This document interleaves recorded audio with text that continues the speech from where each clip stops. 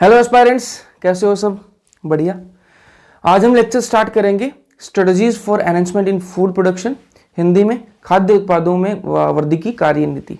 ठीक है, तो इसके अंदर इस चैप्टर को अपन क्या करेंगे, दो पार्ट्स के अंदर डिवाइड करेंगे। एक में अपन इसमें पढ़ेंगे पशुपालन पढ़ेंगे और दूसरे में पढ़ेंगे इसमें पादप प्रजनन। ठीक है, प्लांट ब्रीडिंग पढ़ेंगे, एक में पढ़ेंगे एनिमल हस्बेंड्री। तो जो ये लेक्चर जो होगा ना, छोटा सा लेक्चर होगा, उसके अंदर अपन क्या कंप्लीट कर लेंगे, पशुपालन कंप्लीट कर लेंगे। ठीक है, तो दोनों भाग अपन अलग अलग करेंगे इस चैप्टर के अंदर ताकि अच्छे से समझ जाए। और ये छोटे छोटे लेक्चर होने वाले हैं और वन शॉट के अंदर कंप्लीट करने वाले हैं। ठीक है जी, तो पशुपालन से अपन स्टार्ट करेंगे। पहले जो आपकी जो एनसीईआरटी की जो बुक है आपकी, उसके अंदर जो इंट्रोडक्शन दे रखा है, पहले उसको समझ लेते हैं। उसमें क्या बातें लिख रखी हैं, जो जनरल इंट्रोडक्शन है, जो परिचय है, वो समझ लेते हैं। उसके बाद में अपन स्टार्ट करेंगे। तो मेरा नाम प्रदीप है और आप आरएनएम एकेडमी देख रहे हैं। ये बायोलॉजी का one shot video lecture series आपकी चल रही है। तो पशुपालन की बात कर लेते हैं। ठीक है जी, पशुपालन से पहले मैं आपको बता देता हूं परिचय इस चैप्टर के अंदर जो एनसीईआरटी के अंदर दे रखा है। जनसंख्या, ठीक है, जनसंख्या आप सबको पता है क्या होती है जनसंख्या, और जनसंख्या जो है वो बढ़ रही है। ठीक है, आप न्यूज चैनल्स में देखते हो, आपको सबको पता भी है ना कि जनसंख्या पर काफी बातें भी हो रही हैं आजकल। तो जनसंख्या बढ़ रही है। ठीक है, भारत के अंदर काफी बढ़ रही है जनसंख्या, भारत क्या पूरे विश्व के अंदर ही बढ़ रही है ना। तो जनसंख्या जो है वो बढ़ रही है। ठीक है, जनसंख्या बढ़ रही है। अब जनसंख्या बढ़ रही है तो उसके साथ में क्या बढ़ेगी, खाने की जो डिमांड है ना, जो खाद्य पदार्थ है उनकी जो डिमांड है वो भी बढ़ेगी। सही बात है ना, फूड है उसकी डिमांड बढ़ेगी, खाने की डिमांड बढ़ेगी। जनसंख्या बढ़ेगी तो उसको खाना तो चाहिए, तो खाने की डिमांड बढ़ेगी।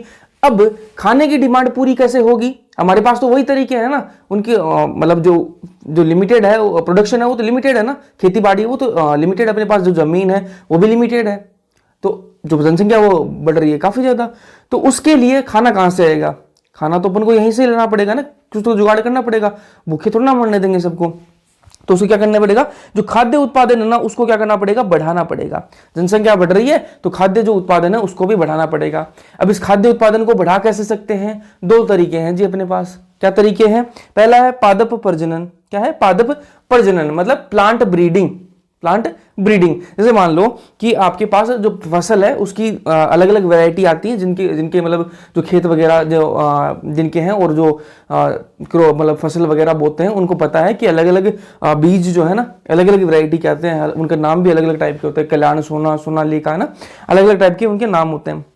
तो वो क्या है, उनकी वेराइटी है। ठीक है, तो अलग अलग अपन प्लांट ब्रीडिंग से क्या करेंगे, जो पुरानी जो वेराइटी है ना उसको अपन उसकी ऐसी वेराइटी बनाएंगे, नई जो वेराइटी बनाएंगे ऐसी बना लेंगे कि उसका जो प्रोडक्शन है वो बढ़ जाए।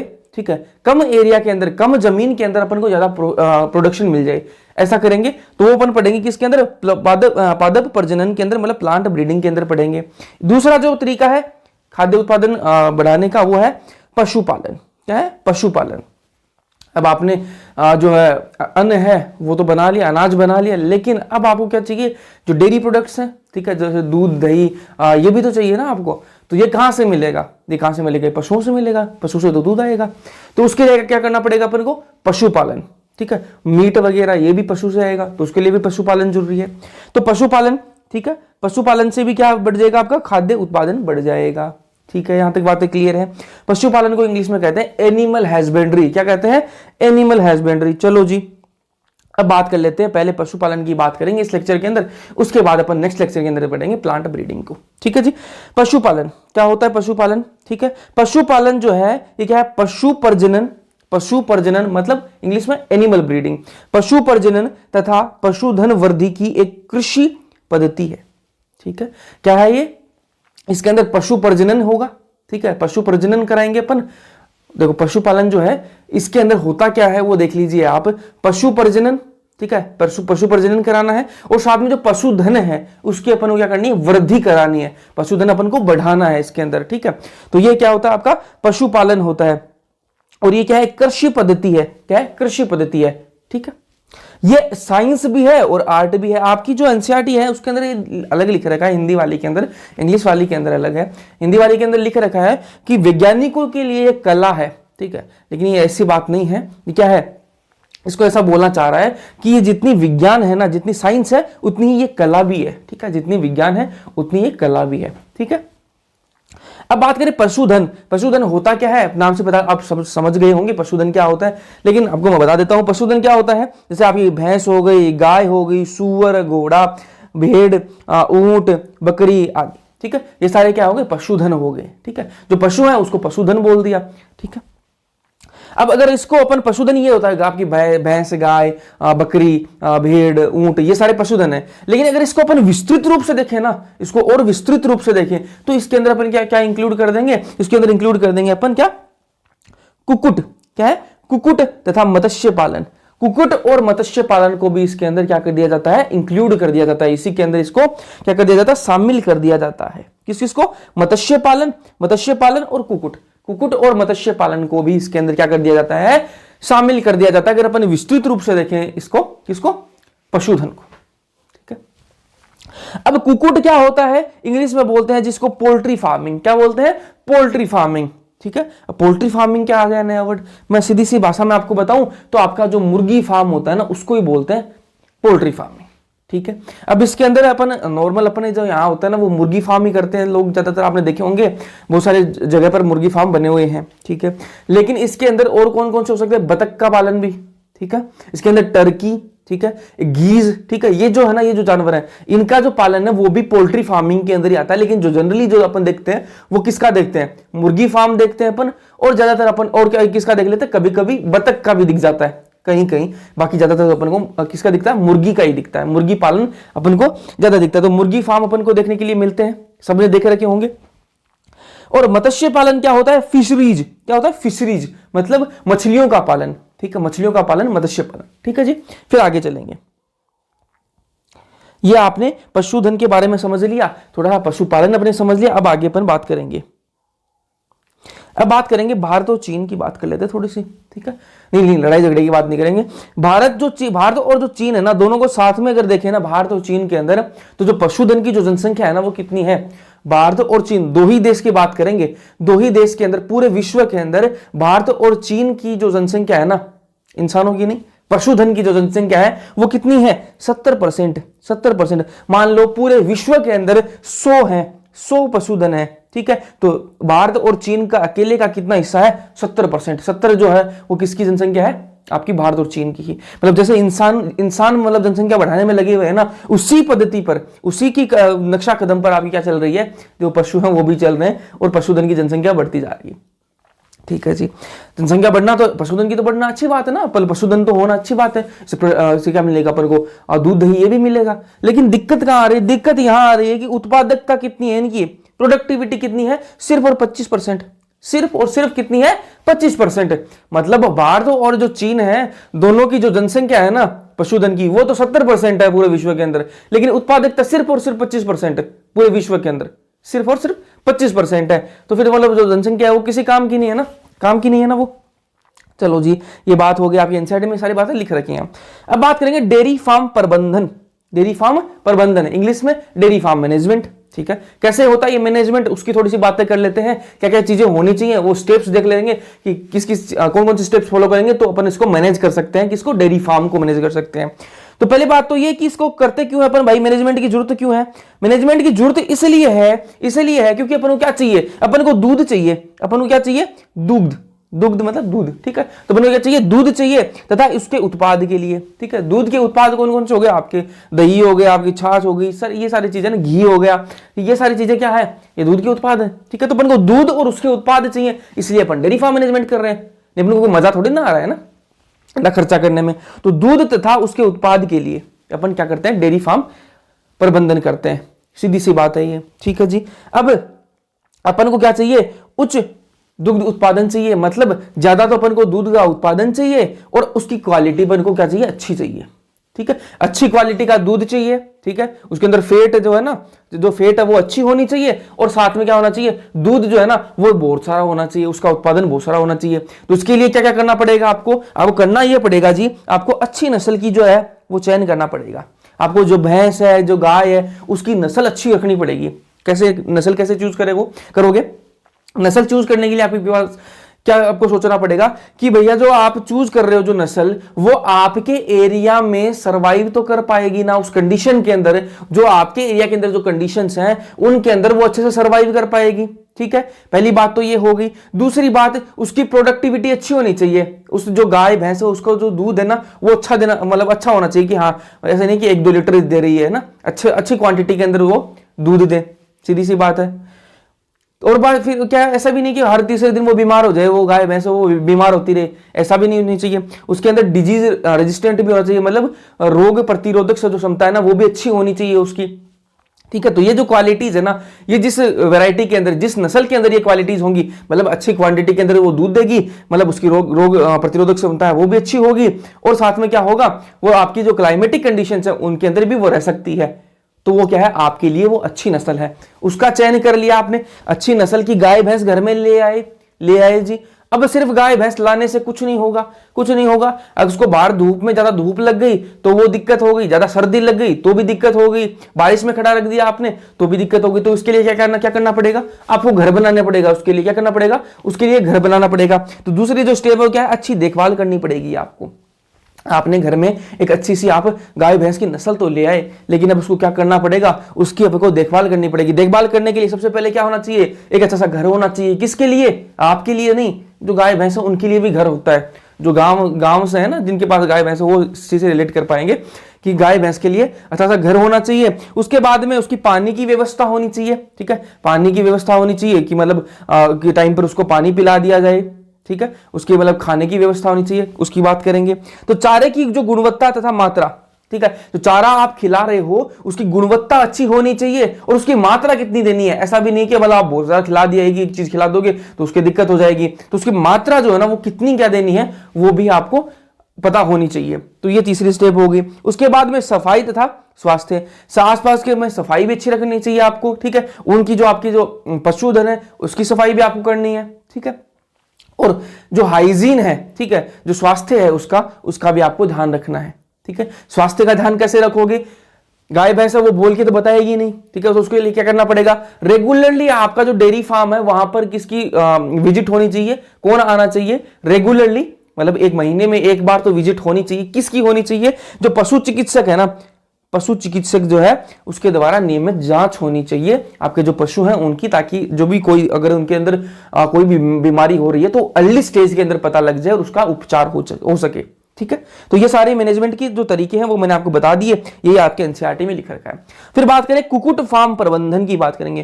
कुक्कुट फार्म प्रबंधन, पोल्ट्री फार्म मैनेजमेंट की बात करेंगे। तो इसके अंदर मैंने आपको बताया कि इसके अंदर मेनली मुर्गी फार्म और जो आपको जो बतख जो पालन है वो आता है इसके अंदर। ठीक है, बाकी टर्की गीज भी होते हैं इसके अंदर, लेकिन अपने यहाँ अपन यही देखने को मिलते हैं। ठीक है, तो इसका क्या होता है, इसके अंदर भी जैसे किसके लिए करते हैं, वो दूध के लिए कर रहे थे, ये अपन चिकन का जो मीट है उसके लिए, अंडों के लिए, इसके लिए अपन ये करते हैं। ठीक है जी, अब इसको मैनेजमेंट कैसे होगा, सेम जैसे अपन वहां पर किया, अपन ने डेयरी फार्म के अंदर किया ना मैनेजमेंट, वैसे यहां पर होगा। अच्छी नस्ल के अपन मुर्गी लेके आएंगे, फिर उसका घर बनाएंगे। आपने देखा होगा जगह जगह पर मुर्गी फार्म बने हुए हैं। ठीक है, उसका घर बनाएंगे, उसका दाना पानी अच्छा होगा। ठीक है, उसका देखभाल अपन अच्छी से करेंगे। तो ये सारी चीजें अपन यहां पर भी करेंगे। तो same as dairy farm management, जैसे जो स्टेप्स अपन ने डेयरी फार्म मैनेजमेंट के अंदर करी हैं वही यहां पर कर देंगे। चलो जी, ये बात हो गई। अब बात करेंगे पशु प्रजनन की। किसकी बात करेंगे, पशु प्रजनन की बात करेंगे, पशु प्रजनन की बात करेंगे। ठीक है जी, अब यहां पर देख लो आप, पशु प्रजनन जो है ना इसके अंदर 2 टाइप का होता है। ठीक है, एक है अंतः प्रजनन, अंतः प्रजनन, और एक बहि प्रजनन। क्या है, अंतः प्रजनन और बहि प्रजनन। अंतः प्रजनन को इंग्लिश में बोलते हैं इन ब्रीडिंग, और बहि प्रजनन को इंग्लिश में बोलते हैं आउट ब्रीडिंग। क्या बोलते हैं, आउट ब्रीडिंग। तो अंतः प्रजनन की बात कर लेंगे पहले, फिर बात करेंगे बहि प्रजनन। लेकिन बहि प्रजनन है ना वो कितने प्रकार का होता है, 3 प्रकार का होता है। ठीक है, इसके अंदर 3 है। कौन कौन सा, एक तो बहि संकरण, क्या है, बहि संकरण, इंग्लिश में आउट क्रॉसिंग होती क्या है वो मैं आपको आगे बताऊंगा। अभी एक फ्लो समझ लोगे ना, आप किसी भी चीज का फ्लो समझ लोगे ना तो फिर आपको आसानी हो जाती है समझने में। तो देखो, पशु प्रजनन है वो 2 प्रकार का है, अंतः प्रजनन और बहि प्रजनन। ठीक है, अंतः प्रजनन और बहि प्रजनन। अब जो बहि प्रजनन है वो 3 प्रकार का है, बहि संकरण, संकरण और अंत विशिष्ट संकरण। ठीक है, अंत विशिष्ट संकरण। अब इसके अंदर देखो, बहि संकरण को इंग्लिश में आउट क्रॉसिंग बोलते हैं, संकरण को इंग्लिश में क्रॉस ब्रीडिंग बोलते हैं। क्रॉस ब्रीडिंग बोलते हैं, और अंतः विशिष्ट संकरण को क्या बोलते हैं इंग्लिश में, इंटरस्पेसिफिक हाइब्रिडाइजेशन। होते क्या है उनकी एक एक की बात कर लेंगे जी। अब पहले बात करेंगे अपन अंतः प्रजनन की। अंतः प्रजनन में होता क्या है, इंग्लिश में इसको इनब्रीडिंग बोलते हैं, पहली बात तो ये हो गई, अंतः प्रजनन इंग्लिश में इनब्रीडिंग।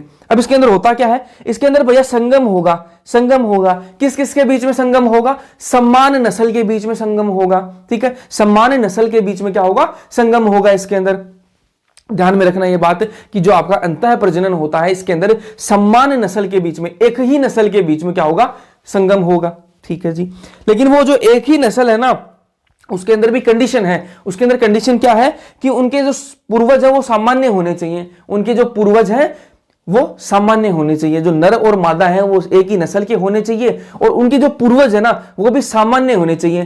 कितनी पीढ़ियों तक सामान्य होने चाहिए, 4 से 6 पीढ़ियों तक उनके जो पूर्वज हैं वो सामान्य होने चाहिए, मतलब एक ही होने चाहिए, ठीक है जी। ये आपका क्या है, अंतः प्रजनन। अब अंतः प्रजनन की कुछ क्वालिटीज है, कुछ फीचर्स हैं, उनकी बात कर लेंगे, ठीक है। जैसे मोबाइल के फीचर होते हैं ना अलग अलग मोबाइल के, वैसे अंतः प्रजनन के भी फीचर है, तो वो जो मेन फीचर्स है उनकी बात कर लेंगे, यहां से क्वेश्चन आ सकता है। तो जो संयुगता है होमोजाइगोसिटी को बढ़ाता है, बढ़ावा देता है ये, ठीक है। तो संयुगता मतलब होमोजाइगोसिटी को ये क्या करता है, बढ़ाता है, ठीक है जी। शुद्ध वंशक्रम विकसित करने के लिए अंतः प्रजनन आवश्यक है। अगर आपको शुद्ध वंशक्रम चाहिए ना, अगर आपको किसी भी जानवर के अंदर आपको शुद्ध वंशक्रम चाहिए तो क्या करवा दीजिए, आप अंतः प्रजनन करवा दीजिए, आपको शुद्ध क्रम मतलब प्योर लाइन आपको मिल जाएगा, ठीक है जी।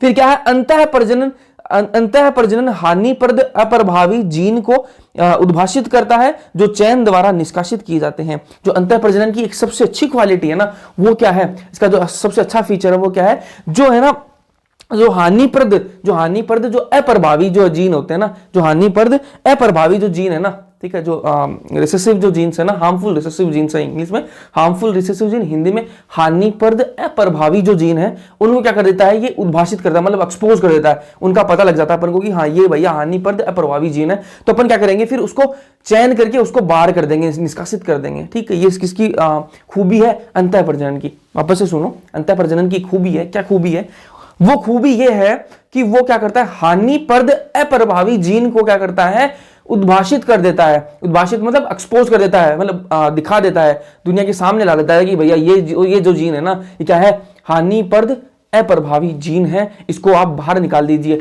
जैसे अपन को पता लगेगा कि भैया ये जो है हार्मफुल जीन है, ठीक, हार्मफुल रिसेसिव जीन है, तो अपन क्या करेंगे, उसको अपन एलिमिनेट कर देंगे, मतलब उसको निष्कासित कर देंगे, ठीक है जी। चलो जी, ये बात करिए मैंने किसकी, इनब्रीडिंग की। एक दो बातें और कर लेंगे इसकी, ठीक है। अब इसका मतलब इतनी सारे मैंने फायदे बता दिए कि भैया आपको प्योर लाइन चाहिए, ठीक है, शुद्ध वंशक्रम चाहिए तो आप अंतः प्रजनन करवा दीजिए। आपको मतलब हार्मफुल रिसेसिव जीन्स जो है ना, हानि पर जो अप्रभावी जो जीन है उनको अगर बाहर निकाला तो आप क्या कर दीजिए, अंतः प्रजनन करा दीजिए। लेकिन इसके नुकसान क्या है ना वो बताऊंगा मैं आपको। अंतः प्रजनन अगर आप लगातार अंतः प्रजनन ही करवा रहे हो ना, लगातार अगर आप अंतः प्रजनन ही करवा रहे हो तो क्या इसका नुकसान है वो देख लीजिए। अगर आप लगातार अंतः प्रजनन करवाओगे तो जो जनन क्षमता है ना, जो जानवर है, जो आपका पशु है, उसकी जो जनन क्षमता है ना, जो जनन क्षमता है वो कम हो जाएगी, और उसकी क्या है, उत्पादकता है वो कम हो जाएगी। अगर आप लगातार सिर्फ और सिर्फ अंतः प्रजनन करवा रहे हो, अंतः प्रजनन मैंने आपको स्टार्टिंग में बता दिया था ना कि ना उसके एक ही नस्ल के बीच में होगा संगम, और उनके जो पूर्वज हैं वो भी एक ही होंगे, ठीक है। ये तो आपका अंतः प्रजनन हो गया। अगर आप लगातार यही काम करवाते रहोगे ना, लगातार अंतः प्रजनन ही करवा रहे हो, तो फिर दिक्कत यहां आ जाएगी कि आपकी जो जनन क्षमता है, मतलब आपके पशु की जनन क्षमता है वो कम हो जाएगी, और उत्पादकता जो है वो कम हो जाएगी। अब इसको बोलते क्या है, इस चीज को बोलते क्या है, ये जो कम होने की जो कम हो गई, इस चीज को क्या बोलते हैं, इसको बोलते हैं भैया अंतः प्रजनन अवसादन। क्या बोलते हैं, अंतः प्रजनन अवसादन। इंग्लिश में इनब्रीडिंग डिप्रेशन। क्या बोलते हैं, इनब्रीडिंग डिप्रेशन। लगातार करवाओगे तो जनन क्षमता कम हो जाएगी, और क्या हो जाएगा, उत्पादकता कम हो जाएगी उस पशु की। उसको क्या बोलते हैं, इस कंडीशन को क्या बोलते हैं, इसको बोलते हैं अंतः प्रजनन अवसादन, ठीक है जी।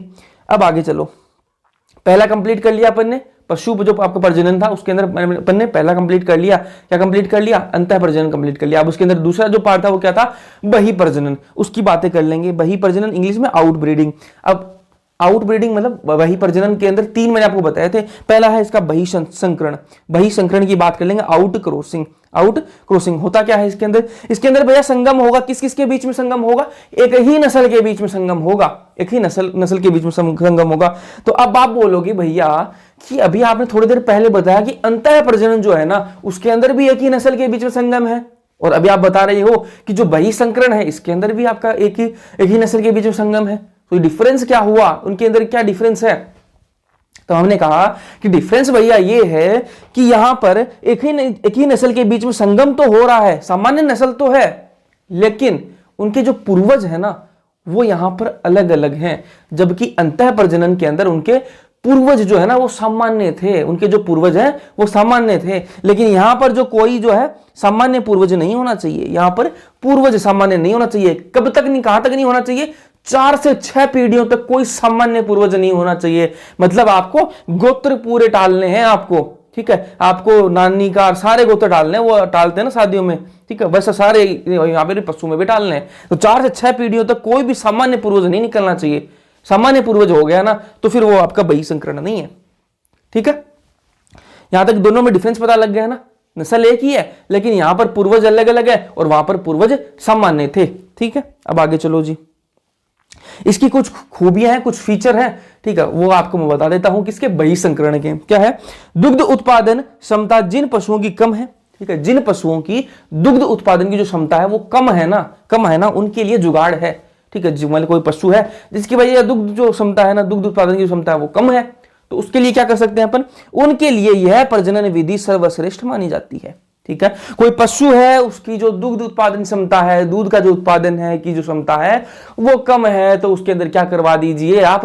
बहिसंकरण करवा दीजिए, ठीक है, उसके अंदर फर्क पड़ेगा, बहिसंकरण करवा दीजिए। उसके लिए ये सर्वश्रेष्ठ जो है विधि, प्रजनन की जो विधि है ये मानी जाती है। कौन सी? बहिसंकरण। जिन पशुओं के अंदर दुग्ध उत्पादन की क्षमता कम है उनके अंदर ये बेस्ट है, सर्वश्रेष्ठ यही आपका प्रजनन की विधि है। अब बात करेंगे एकल जो संकरण है ना, एकल बहिसंकरण से अंतः प्रजनन अवसादन समाप्त हो जाता है। अभी मैंने आपको बताया था थोड़ी देर पहले कि लगातार अगर आप क्या करवाओगे, लगातार अगर आप अंतः प्रजनन करवाओगे तो क्या हो जाएगी? उसके अंदर जो प्रजनन की जो क्षमता है वो कम हो जाएगी, जनन की जो क्षमता है वो कम हो जाएगी, और क्या हो जाएगा? उसके अंदर उत्पादकता कम हो जाएगी, और उसका नाम दिया था अपन ने अंतः प्रजनन अवसादन। अब उसको ठीक करने के लिए क्या कर सकते हैं अपन? उसको जो अंतः प्रजनन अवसादन है उसको ठीक करने के लिए क्या कर सकते हैं? एक बार आप क्या करवा दीजिए? बहिसंकरण करवा दीजिए। जिस पशु के अंदर जो अंतः प्रजनन अवसादन हो गया है उसके अंदर एक बार बहिसंकरण करवा दीजिए, वो ठीक हो जाएगा, ठीक है। उसकी जो फर्टिलिटी है वो भी वापस आ जाएगी, उसकी जो प्रोडक्टिविटी है वो भी ठीक हो जाएगी, वो भी वापस बढ़ जाएगी। तो ये मैंने बात कर ली बहिसंकरण की। चलो जी फिर आगे चलो, अब बात कर लेते हैं संकरण की, ठीक है। जो अब आपका बही प्रजनन है उसके अंदर पहला अपन ने पढ़ लिया बहिसंकरण, अब दूसरा संकरण। इंग्लिश में क्रॉस ब्रीडिंग बोलते हैं। क्या बोलते हैं? Cross breeding. अब इसके अंदर संगम किस किस के बीच में होगा? संगम होगा भैया भिन्न नस्लों के बीच में, अलग अलग नस्ल के बीच में होगा, ठीक है। जैसे गाय है, गाय की अलग अलग नस्लें होती हैं, तो अलग अलग नस्ल के बीच में क्या होगा? संगम होगा, ठीक है, अलग अलग नस्लों के बीच में संगम होगा।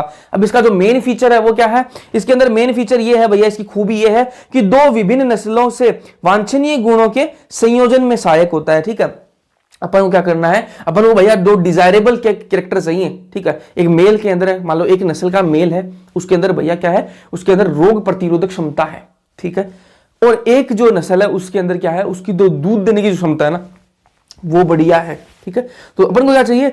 उस नस्ल से जिसके अंदर दूध देने की क्षमता है ना, उससे तो अपन को क्या चाहिए? दूध देने की क्षमता ले लेनी है, ठीक है। और जो दूसरी जो नस्ल है जिसके अंदर रोग प्रतिरोधक क्षमता है उसके अंदर, उससे अपन क्या लेनी है? रोग प्रतिरोधक क्षमता लेनी है। तो अपन क्या चाहते हैं कि जो अपना जो बछड़ा बने ना, जो अपनी जो बछड़ा बने, जो बच्चा बने उस गाय का, उसके अंदर क्या हो? उसके अंदर दूध देने की क्षमता भी बढ़िया होनी चाहिए, और उसके अंदर क्या होना चाहिए? उसके अंदर रोग प्रतिरोधक क्षमता भी आ जाए, ठीक है। तो अपन क्या करेंगे? दोनों नस्लों को मिला देंगे, दोनों का संगम कराया तो अपने पास क्या मिल जाएगा? अपन को दोनों कैरेक्टर मिल जाएंगे, ठीक है जी, ये बात है। फिर आपके एनसीईआरटी में लिख रखा है हिसारडेल।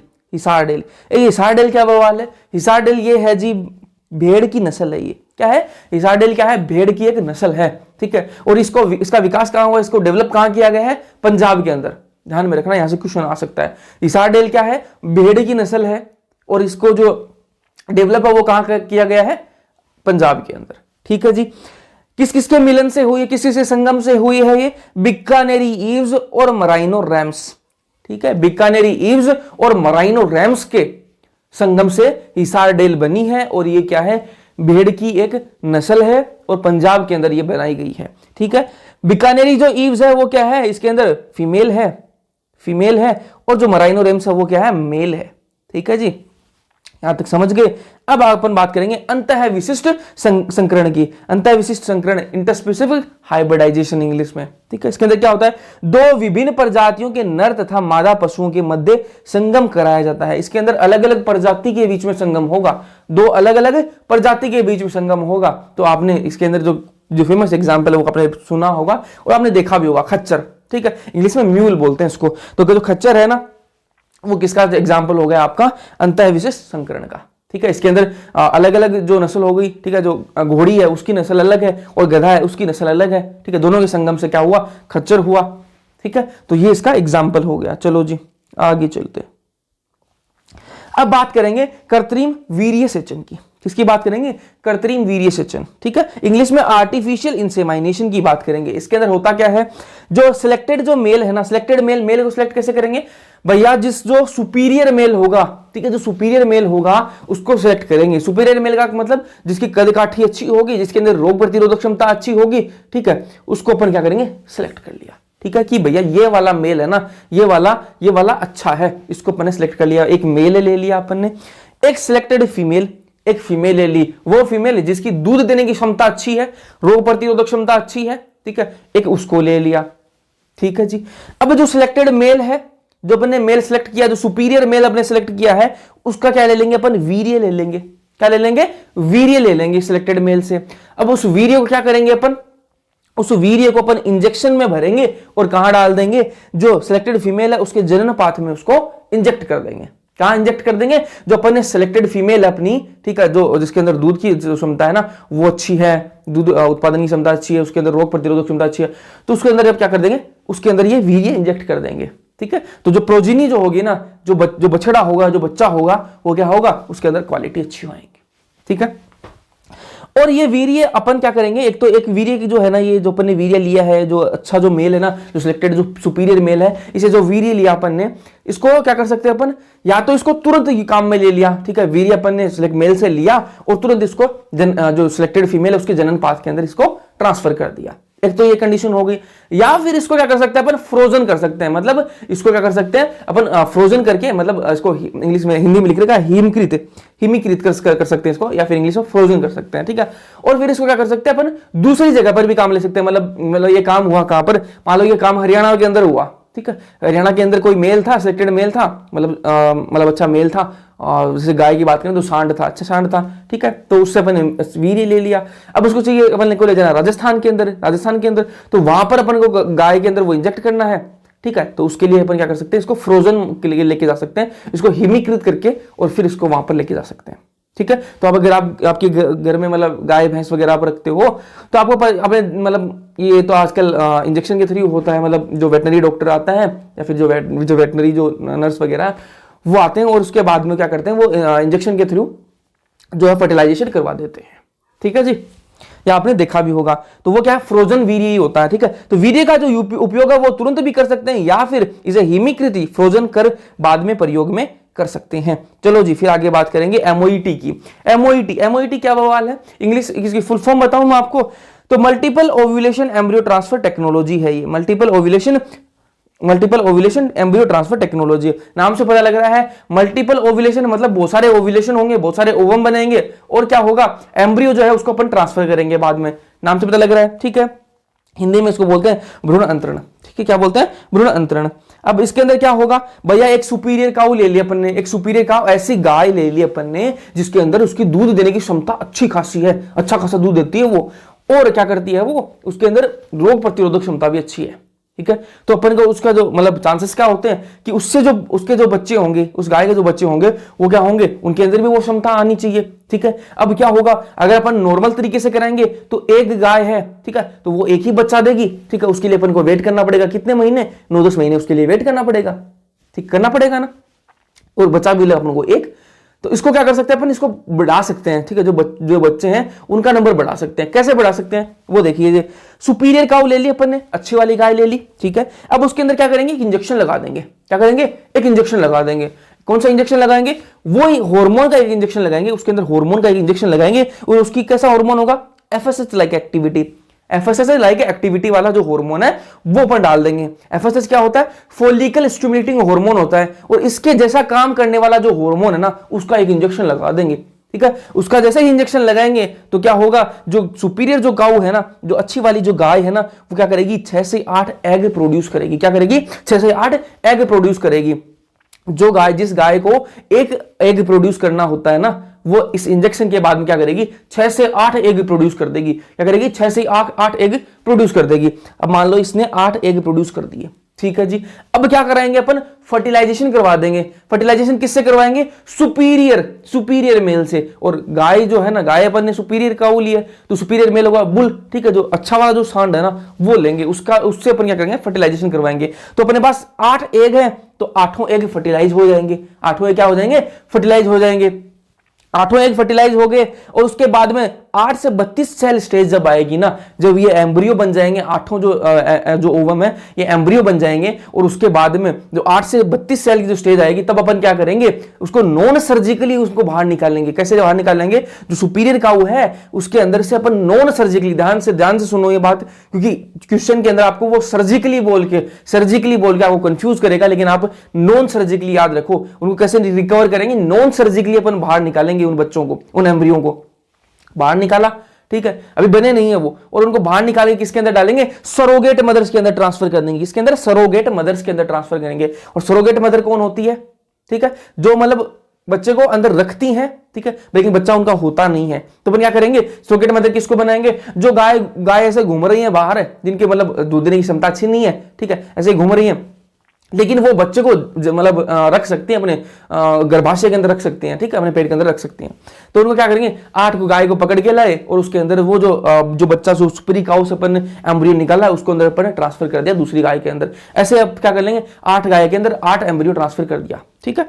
तो एक गाय से मतलब अपन को सुपीरियर क्वालिटी भी मिल गई। तो एक गाय अगर वो मतलब नॉर्मल तरीके से करते तो वो एक ही बच्चा देती है, पर वो कितने दिन में, 9-10 महीने में। अब कितने हो गए, 9-10 महीने में कितने बच्चे हो गए, 8 बच्चे हो गए।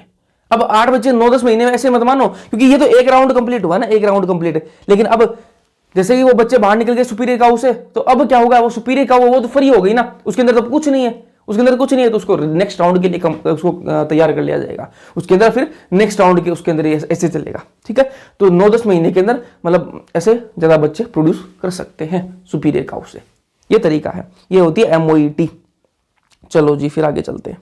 अब बात करेंगे मधुमक्खी पालन की। मधुमक्खी पालन इंग्लिश में बोलते हैं एपीकल्चर, और बी कीपिंग भी इसको बोलते हैं, ठीक है जी। और इसको मधुमक्खी पालन को एक नाम और दे रखा है आपके एनसीईआरटी में, मौन पालन भी बोल रखा है, ठीक है। इसकी जो सामान्य जो प्रजाति है ना, मधुमक्खी की सामान्य प्रजाति है जो आपके एनसीईआरटी में दे रखी है, वो क्या है, एपिस इंडिका। क्या है, एपिस इंडिका जो सामान्य प्रजाति है इसकी, ठीक है। क्या प्रोड्यूस करते हैं भैया, आप सबको पता है मधुमक्खी क्या प्रोड्यूस करती है। मधुमक्खी भैया आपका हनी, शहद, यो हनी सिंह नहीं, हनी, ठीक है। और ये क्या करती है, आपका शहद प्रोड्यूस करती है, हनी हिंदी में शहद, ठीक है, शहद। और बी वैक्स, ठीक है। आपका जो छत्ता होता है ना, जिसका जो छत्ता होता है आपका मधुमक्खी का, उसको देखना आप, वो जो वैक्स सा होता है ना, जो मोम सा होता है ना, उसको बोलते हैं बी वैक्स, ठीक है, हिंदी में मोम, ठीक है। काम क्या क्या है, ये दोनों चीज प्रोड्यूस करती हैं। शहद किस काम आता है, मोम किस काम आता है, वो देख लेते हैं। जो शहद है वो उच्च पोषक महत्व होते हैं इसके अंदर, क्या होते हैं, उच्च पोषक तत्व होते हैं इसके अंदर, ठीक है। इसकी जो उच्च पोषक जो महत्व है, मतलब इसकी न्यूट्रिटिव वैल्यू अच्छी होती है, इसके अंदर न्यूट्रिशन होता है, इसलिए आपने देखा होगा बहुत सारे प्रोडक्ट्स के अंदर इसको यूज किया जाता है शहद को। और जो देशी औषधियों में प्रयोग होता है इसकी, देशी औषधियां कौन सी, जो आयुर्वेदिक दवाइयां है ना, उनके अंदर इसको काम में लिया जाता है शहद को, ठीक है जी। अब बी वैक्स जो है ना, मोम, ये किस काम आता है भैया, ये कांतिवर्धक वस्तुओं में काम आता है। किसके अंदर, कांतिवर्धक वस्तु, सीधी सी बात, कॉस्मेटिक्स। कॉस्मेटिक्स क्या होता है, आपका जो क्रीम पाउडर हो गया ना, जो मेकअप का जितना भी सामान हो गया ना, उसके अंदर मतलब जो धोखे का जितना भी सामान है ना, मेकअप का जितना भी सामान है, उसके अंदर आपका क्या होता है, बी वैक्स यूज होता है, ठीक है। तो ये उस काम में आता है। और क्या है, पालिश वाले जो उद्योग है वहां पर प्रयोग होता है जो आपका बी वैक्स है, ठीक है, जो पालिश वाले जो उद्योग है वहां पर। अब बात करेंगे मत्स्य की पालन की। किसकी बात करेंगे, मत्स्य की। इंग्लिश में फिशरीज, क्या बोलते हैं, फिशरीज, ठीक है जी। अब इसके अंदर आपके एनसीईआरटी में देखा है जलकृषि, ठीक है, जलकृषि एक मत्स्य पालन, दोनों में डिफरेंस क्या है? जलकृषि के अंदर भैया आप क्या जाते हैं, जो जीव, जो पानी में रहने वाले जो जलीय जो जितने भी पादप और जो आपके जो जीव हैं, जलीय जो जीव और पादप हैं, उनका अगर आप क्या कर रहे हो, पालन कर रहे हो, तो वो आएंगे जलकृषि के अंदर, वो आएंगे जलकृषि के अंदर। और अगर सिर्फ आप मछलियों का पालन कर रहे हो तो वो आएंगे मत्स्य पालन के अंदर। किसके अंदर आएंगे? मत्स्य पालन के अंदर। ठीक है जी। अब जो फिशेस फॉर फूड, खाने वाली मछलियां कौन कौन सी हैं वो देख लेते हैं। एक जो है ना वो है लवण जल में रहने वाली मछली है, और एक है जो समुद्री मछलियां हैं। ठीक है, समुद्री मछलियां मतलब समुद्र में तो लवण वाला पानी, खारा पानी है, तो वो लवण वाले पानी के अंदर जो रहती हैं उनकी बात कर लेंगे, जो खाते हैं लोग। ठीक है, और एक लवण जो फ्रेश वाटर के अंदर रहती हैं उनकी बात कर लेंगे। तो फ्रेश वाटर के अंदर कौन कौन सी है? रोहू, केटला, कॉमन कार्प। कौन कौन सी है? रोहू, केटला, कॉमन कार्प। याद कैसे रख सकते हो इसके लिए ट्रिक बता देते हैं आपको। ट्रिक है जी आरसीसी, आरसीसी। ठीक है, जो घर बनाते हैं तो उसके लिए जो आजकल जो टेक्निक यूज करी जाती है वो आरसीसी वाली करी जाती है ना। ठीक है, तो वो क्या है? आरसीसी से आप याद रख सकते हो। आर फॉर आपका रोहू, सी फॉर केटला और सी फॉर कॉमन कार्प। ठीक है, ऐसे याद रख सकते हो उसको। समुद्री मछलियों की बात करें तो कौन कौन सी है? हिल्सा, सार्डाइन, मैकरल और पॉम्फ्रेट। ठीक है, हिल्सा, सार्डाइन, मैकरल और पॉम्फ्रेट। ट्रिक बता देते हैं इसकी भी याद रखने के लिए आपको। क्या है ट्रिक? हाय, हाय सुंदर, हाय सुंदर, मैडम, मैडम प्यारी। ठीक है, तो ट्रिक क्या है? हाय सुंदर, मैडम प्यारी। ठीक है, तो कैसे याद रख सकते हो? हाई फॉर हिल्सा, ठीक है, सुंदर का हो जाएगा सार्डाइन, और मैडम का हो जाएगा मैकरल, और प्यारी का हो जाएगा आपका पॉम्फ्रेट। तो इससे आप याद रख सकते हो। मैंने आपको ये ट्रिक बता दी जी। चलो फिर आगे चलते हैं। अब गाय की, ये आपके एनसीईआरटी में नहीं दे रखा, लेकिन इसको आप याद रखो, क्वेश्चन में आ सकता है। तो गाय की कुछ नस्लें हैं, उनकी बात कर लेंगे।